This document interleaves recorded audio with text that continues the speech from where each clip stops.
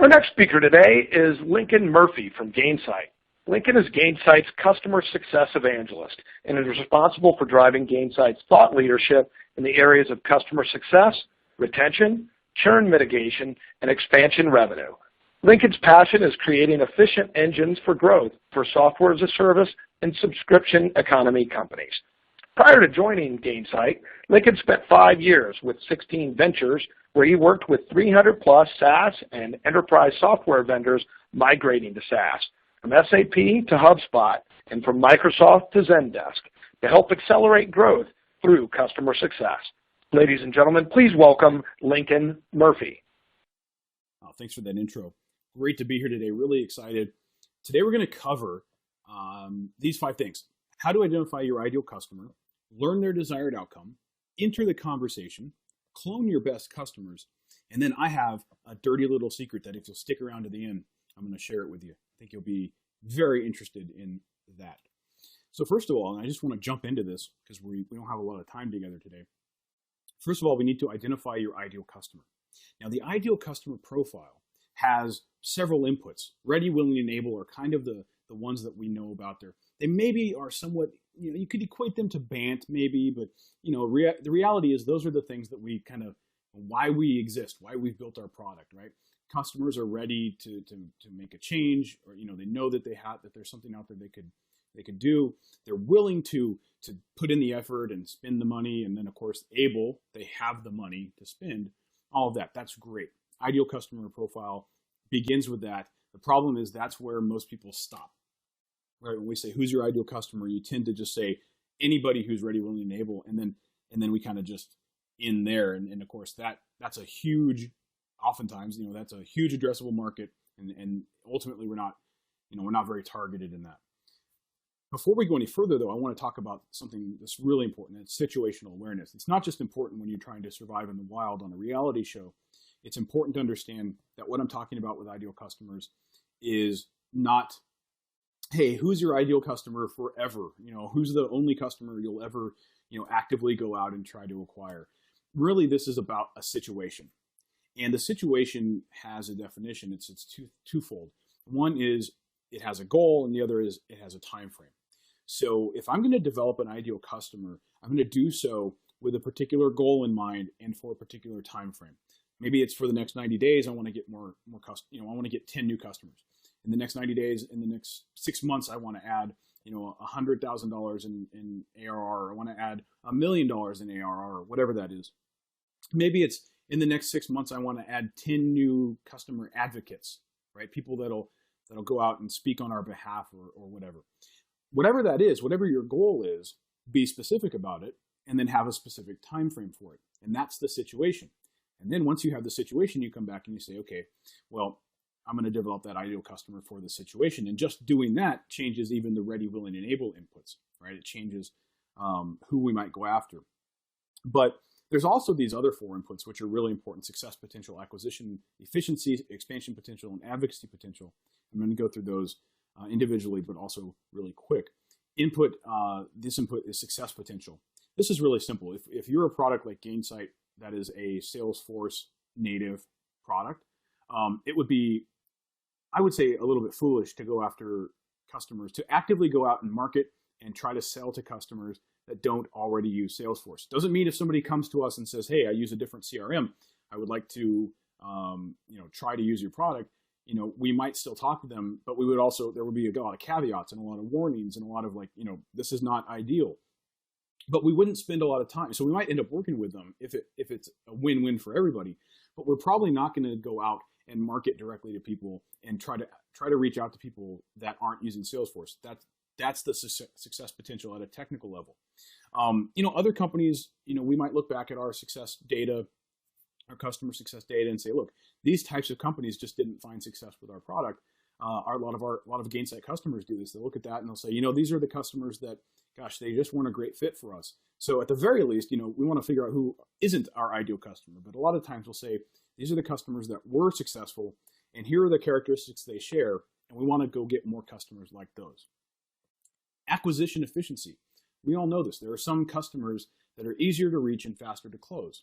So if your situation is in the next 90 days, we want to add 10 new customers, then you have to figure out customers to go after that let's put it this way, don't go after customers that have a 120-day sales cycle, right? If you're trying to get customers in the next 90 days, trying to get a certain number of those.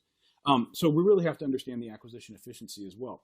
And the way that you weigh, or the weight applied to these inputs depends on what your situation is. Again, if your board of directors is saying, we want, your churn's too high, we want more customers with more success potential, basically, then you're going to weigh that a lot heavier. If it's, we don't care about that, which is probably a bad way to do it. Not too many boards of directors would say that these days. And if they do, you should challenge them, because that's not cool. But they might say, look, I don't care about success. I just want more paying customers of any kind. Then, acquisition efficiency might be one of the inputs that you weigh heavier. Expansion potential. Maybe a board says, look, we have a departmental product here, that you can sell into the marketing department of companies of all shapes and sizes. But we know that, to make us more valuable to acquisition targets, we want to have more customers that have that expansion potential that you've sold into marketing, but other departments within the organization could actually use it. And so we want more of those types of customers on the books, because acquisition potential acquirers might say, that we're that's a lot more valuable. So that's that, the ability to sell more of your product internally, whether upsells, cross sells, or just expanding their use. Advocacy potential. If I want more customers that can be brand advocates for me, that go out and do testimonials and speak at my events and stuff, well, I'm probably also going to weight the success potential kind of heavy, because people who aren't successful with your product aren't achieving their desired outcome are probably not going to be an advocate for you. But I also want to make sure that these types of companies have the ability to be advocates. Maybe a good sanity check here is, if this is an input that's really important to you, don't go after customers that can't be advocates. Like maybe, like government contractors that can't even admit that they exist, right? They're probably not going to be an advocate for you. So the proper order of all of this, just so you have an understanding, is we want to develop that ideal customer profile, and then you start doing things like persona development, empathy mapping, and then figuring out how, what types of distribution and what types of outreach to use. If a lot of times we start with personas in marketing and in sales, we'll say, I'm going to sell to, the CMO or something, but the CMO of a Fortune 500 company is very different than the CMO of a startup. And so you have to first start with that ideal customer profile. I believe this to be true. This is basically the thesis for everything that I'm saying today. You can't really know what pitch, pricing, or messaging, or really lots of other things to use until you're clear on your ideal customer profile. Ultimately, this is what's going to help you qualify the company, not the contact. We know that, in sales, we oftentimes will talk to somebody, they say no, they don't have BANT or whatever it is, and we're kind of like, okay, we'll move on. But if we know that this company that they work for is in our ideal customer profile, they fit that profile, then we're going to go back to we're going to go find somebody else there, because we know that they are, in fact, qualified. They are our ideal customer. It's just that person is sort of standing in our way. The next thing is we have to understand their desired outcome. And so I've talked about, this is really, how does customer success help you, really accelerate your sales? Well, if customer success is helping your customers achieve their desired outcome through the use of your product, which it is, and the desired outcome, by the way, consists of two parts: required outcome and appropriate experience. And my example is always flying commercially in the US. I want to get someplace fast and safe. I can do that on just about every carrier. But my experience, my appropriate experience is Virgin America. Somebody else's might be Spirit Airlines. I'm probably not going to feel like I was successful if I flew on Spirit Airlines, right? I'm not going to have that great feeling of success. So desired outcome is really important to understand that it has both required outcome and appropriate experience. And it's critical to understand that. It's also critical to understand that bringing together your ideal customer profile and their desired outcome is sales rocket fuel. It absolutely is. And one of the reasons why it is because it allows you to enter the conversation. Enter the conversation already taking place in your customer's mind. This is a great salesman, one of the best ever. I always say it like that, and I don't say this first. He happened to say that in 1937, and it was mostly in his experience from the early 1900s and late 1800s. So I don't like to bias it by it seeming like it's so old, but the reality is it's still, and actually I think even more true today. And if we say that success is really their desired outcome, then the topic of the conversation that's in their mind is their desired outcome. That's the main thing. But also good to understand that there's a desired outcome for the company and a desired outcome for the personas, and they might not be the same. The desired outcome for the company, is ROI or success, monetary success, market share, whatever.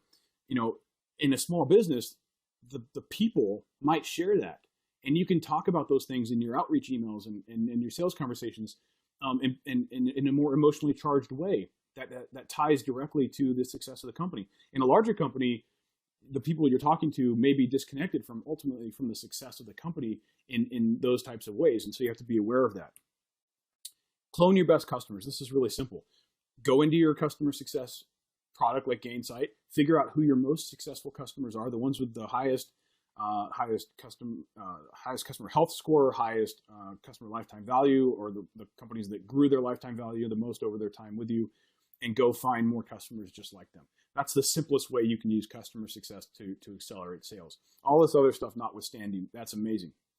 Okay, now my dirty little secret.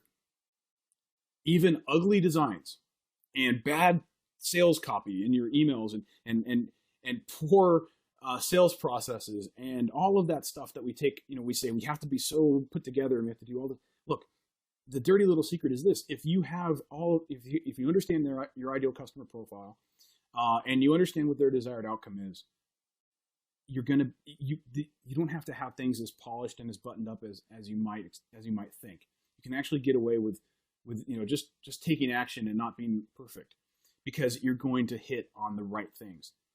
I'm not saying, I'm not trying to tell you to not be perfect and not, do things right, but I'm just saying you don't have to, and you will still find a lot of success. And that's kind of the dirty little secret. So just think about that. And also, please visit our booth in the expo hall. My name is Lincoln Murphy. I'm Customer Success Evangelist with Gainsight. Thanks for joining me today.